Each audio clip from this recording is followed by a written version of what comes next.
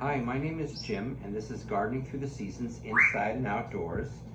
A couple weeks ago, I started some pepper plants, and I promised to take you through the whole process and be giving updates all the way to the time of harvest. My first video was called Step 1 to Abundant Pepper Harvest. This will be Step 2 to Abundant Pepper Harvest, and it's going to be transplanting. So what I would like to show you is, see how these are starting to get little leaves? This is the perfect time to take them out of this tiny growing area here and put them into a larger container, like these cups here, these plastic cups that I put holes into. I'm going to share a few secrets that I learned.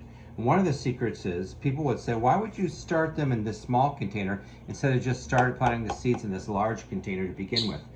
I find that when they're really small, to give them so much dirt like this and a pot to be in charge of, they just don't seem to grow as well, and I seem to have more problems with damping off and things like that. They seem to grow faster starting them in a small container like this and then transplanting them. Also, because I surface sow, I just put the seeds, press the seeds into the very top of the soil for these pepper plants, because I find they germinate better in light. Because of that, I have to have them in 100% humidity. So I have to have an enclosed area, and I don't want to do a giant area. Think of how big of an area it would be if I put all these pepper plants into this size container and then tried to control the humidity. It would be just too much. So some more hints. I just take a good quality potting soil. And by the way, they're easier to get out of this container if you just do pure peat moss. This has some white pearlite rocks in it just for aeration. Anyway, just take some good quality potting soil. I don't even use one that has fertilizer in it. I prefer to have more control over what I give my plants. And unlike most things, I just am going to use clean tap water and mix it in until it's good and moist. And why don't I use a little bit of fertilizer water as I do with most of my plantings? The reason why is peppers are so sensitive to a calcium shortage. I find that the abundance of potassium and things in the fertilizers that I would normally mix in here interferes with the plant's absorption of calcium. Please see my fertilizer videos for explanation. And so I just actually use just a little bit of organic fertilizer and just real mild, and I'm going to show you precisely what I use. Okay, so how do I take these out? So here's a candy cane one.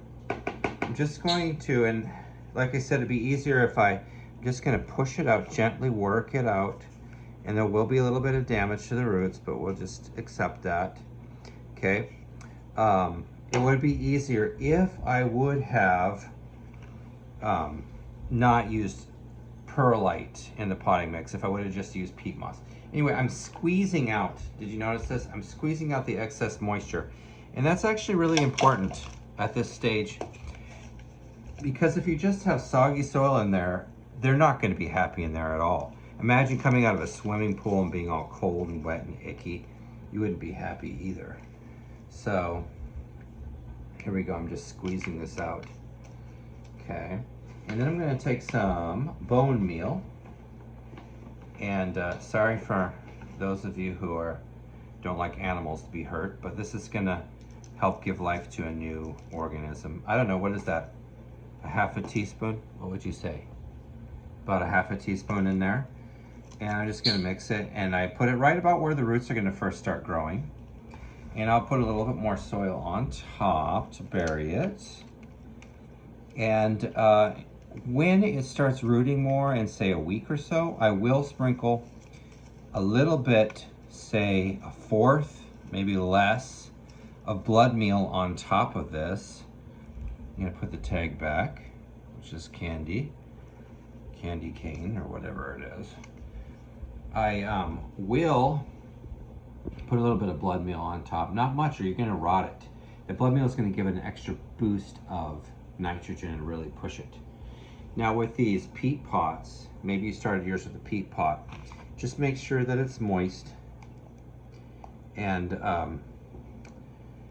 you can just literally, it seems scary, but most of these will survive if you just tear it off. Okay, and so I'm not going to bore you by filling this whole pot in front of you, but I'm just gonna do the same thing with sprout from the peat pot as I did with this one, okay? So you're just gonna keep this in extremely bright light. I keep it just inches away from a shop LED light. And I'm gonna be keeping it in there, and then when the weather's a little bit warmer, I'm gonna be transferring it outside into a greenhouse, which you don't have to do if you have like a cold frame or something. You could do that, or you can put it directly in the ground with a cloche, which I'm going to show you later on as the season progresses when I plant these in the ground. All right, well, that's it for tonight. My name is Jim, and we'll see you next time. Let me know if you have any questions. Please subscribe and like my videos. Bye.